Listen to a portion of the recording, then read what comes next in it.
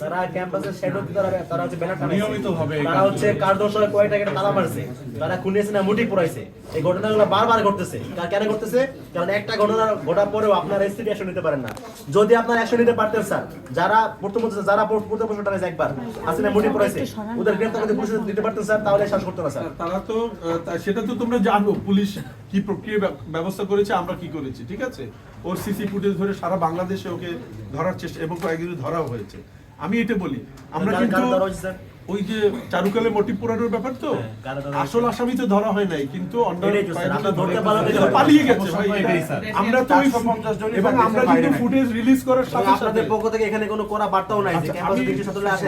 আমরা কিন্তু গত বছর এই যে কি লাগালো ব্যানার, আমরা কিন্তু ওই দারোয়ানদেরকে আমরা সাময়িক বহিষ্কার করেছি, ঠিক আছে? তারপরে তারা তাদের বক্তব্যের জবাব দিয়েছে।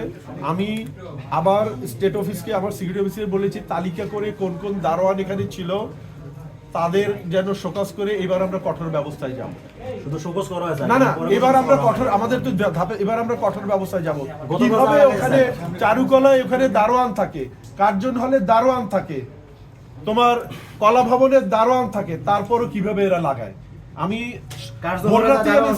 বলেছি তালিকা তৈরি করো। দারোয়ান এরা অনেক সময় এমন ঘটনা ঘটায় যে ক্যাম্পাসের বৈধ শিক্ষার্থী তারাও ঢুকতে গেলে আইডি কার্ড চেক করে অনেক সময়। তাহলে এই ঘটনার পরও তারা যদি চেকিং করে ঢুকায় তাহলে তারপর এবং এদের সম্পৃক্ততা আছে কিনা এটা আমি খতিয়ে দেখব।